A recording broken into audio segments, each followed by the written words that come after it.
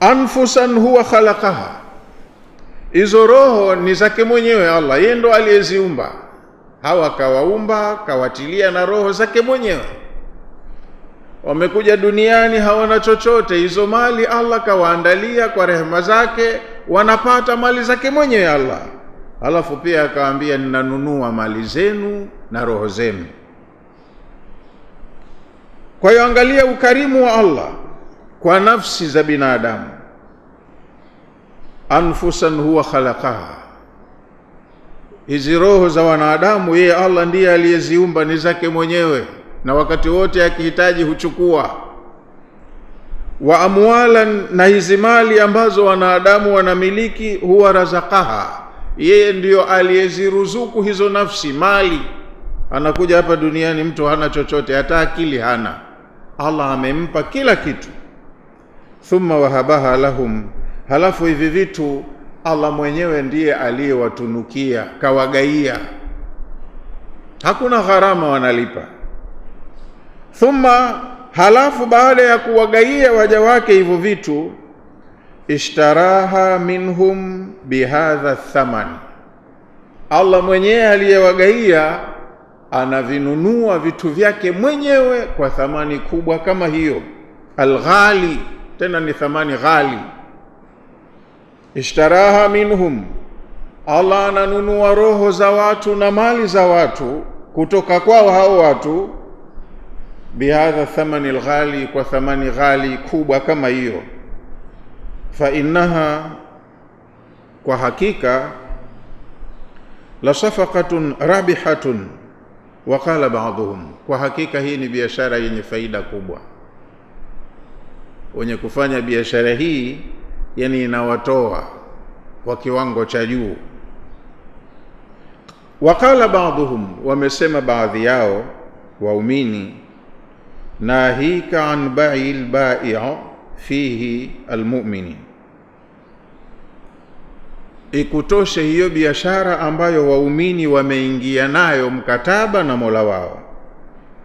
Walmushtari, na mnunuaji wa hiyo biashara, fi rabbil izzati, ambaye ni Mola mwenye nguvu. Wathamanu fihi aljanna, gharama au thamani ya kununulia bidhaa hizo ni pepo.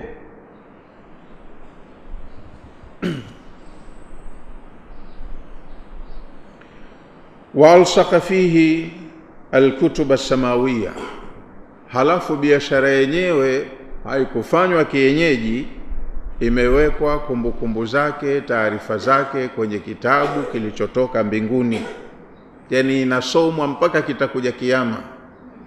Huo ndo mkataba ambao Allah kawekeana na viumbe wake waumini. Walwasitatu fihi, na yule wakala muunganishaji wa mkataba huo, Muhammadun alayhi salatu wassalam, ni mtume wa Allah Muhammad sallallahu alayhi wasallam. Kwa hiyo ni mkataba mtukufu ambao huu hauendewi kinyume, sio utapeli, ni uhakika. Walioingia mkataba huu wanadhaminiwa kulipwa walichoahidiwa. Yuqatiluna fi sabilillahi, wamelipwa thamani ghali kwa sababu wanapigania dini ya Allah.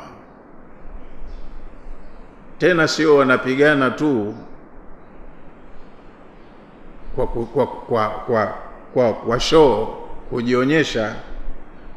Wanapigana kwa maana ya kutoana roho, na watu wakakubali kuingia biashara hiyo. Yujahiduna li'izazi dinillahi wa i'la'i kalimatihi, wameingia vitani, wanapigana kwa ajili ya kulinyanyua jina la Allah liwe lina nguvu, jina la Allah liwe lina nguvu, wa i'la'i kalimatihi, na maagizo ya Allah wayapaishe yawe juu kuliko maagizo ya viumbe wa Allah. Ni kazi ngumu, ndo maana ikalipwa thamani kubwa.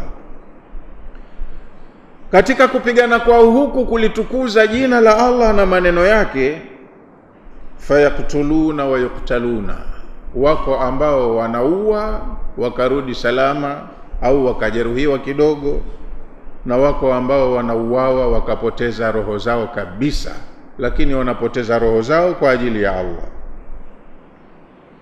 Yani maana yake fi halatay dhafri bil a'da'i biqatlihim, waumini hawa wanashiriki jihadi katika hali mbili. Hali ya kwanza, inawezekana wakaingia vitani wakashinda maadui zao, wakarudi nyumbani na ushindi na wakiwa wana heshima, tetea na wakalinda heshima yao.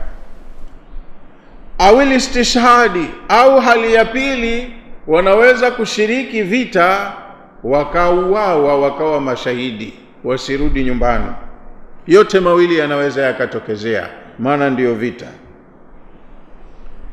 Kwa hiyo wanapata hali ya kwanza ushindi, wakarudi nyumbani na ushindi na heshima, au kama haikuwezekana, wengine wanapata istishhad, wanakuwa ni wenye kufariki fil ma'rakati bimautihim, wanafariki kwenye viwanja vya vita, kwa sababu huko ndiko yanakowakuta mauti yao.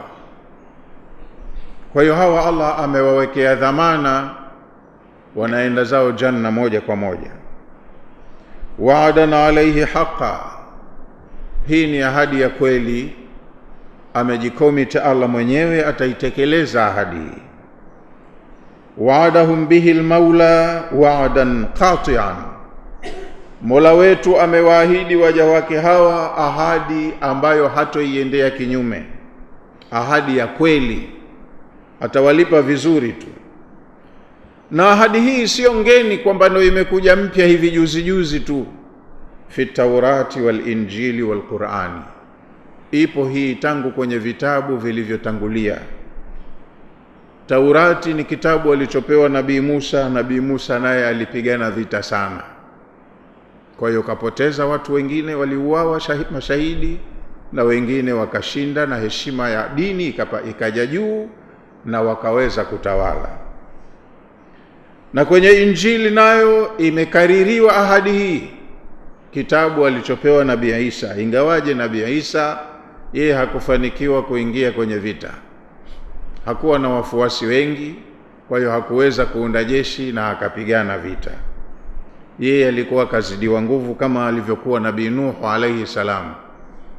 Nabii Nuh ni sheikhul anbiya, lakini hakuwa na wafuasi wengi kiasi kwamba aunde jeshi, asimamishe utawala wa Kiislamu. Hakufanikiwa hilo, lakini kitabu kimeandika ahadi hii ya Allah cha Injili wal Qur'an, na ahadi hii imerudiwa kwenye kitabu chenu hiki cha mwisho, Qur'ani. Mtume wetu alipata masi ya kutosha, kafanikiwa kuunda serikali, akawa na mahakama, kahukumu kesi, na pia alikuwa na jeshi na kapigana vita. Yani maana yake wa'dan muthbitan fil kutubil muqaddisati, ahadi hii ya Allah imethibiti kwenye vitabu vilivyoteremshwa kama wahi, vitabu vitukufu. At-Tauratu wal Injilu wal Qur'an, imo kwenye Taurati, ahadi hii imo kwenye Injili, na ahadi hii ndio imerudiwa hivi kwenye Qur'ani. Waman awfa biahdihi min Allah, na ni nani anayetimiza ahadi zake anapoahidi kumshinda Allah? Maana yake hakuna anayekuwa mkweli wa kutimiza ahadi kuliko Allah. Mtu anaweza akaahidi alafu akakhalifu miadi yake, lakini Allah anapoahidi jambo hutekeleza ahadi yake. Kwa hiyo msiwe na wasiwasi na ahadi hii ya Allah, kwa sababu Allah hasemi uongo wala hadanganyi. Akiahidi hutekeleza.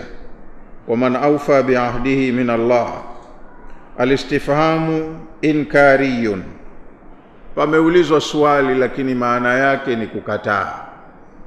Yani kinachokataliwa, Allah hasemi uongo wala haweki ahadi hewa. Akiahidi hutekeleza ahadi yake. Bimaana nafi,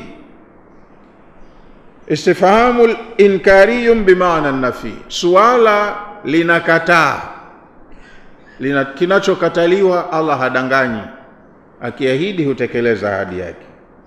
La ahadun awfa min Allahi jalla wa ala, hakuna yoyote katika ulimwengu huu anayetekeleza sawasawa ahadi zake kumshinda Allah mwenye nguvu na utukufu.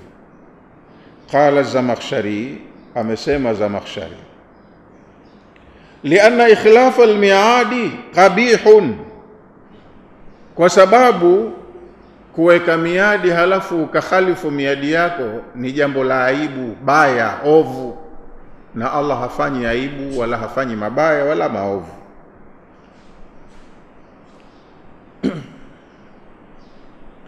La yaqdumu alayhi alkiram min alkhalqi, jambo hili la kuahidi kitu alafu usitekeleze, wale waliokuwa watukufu katika viumbe hawawezi kulifanya. Seuze muumba mwenyewe ahidi halafu aseme uongo, asifanye. Wale wenye insafu, wakarimu, watukufu hawajiharibii sifa kwa uzembe kama huu wa kuahidi halafu akakataa kutekeleza ahadi yake. Seuze Mola aliyeumba. Fakaifa bilghaniyi alladhi, ikiwa wanadamu tu watukufu wenye insafu hawakhalifu miadi yao, itakuwaje kwa huyu mkwasi ambaye la yujawizu alayhi alqabih, la yajuzu alayhi alqabih? Kwa Allah haijuzu sisi kumsifia sifa yoyote mbaya, hana sifa mbaya. Kwa hiyo kama kaahidi Allah, hii ni ahadi ya kweli na atatekeleza ahadi yake.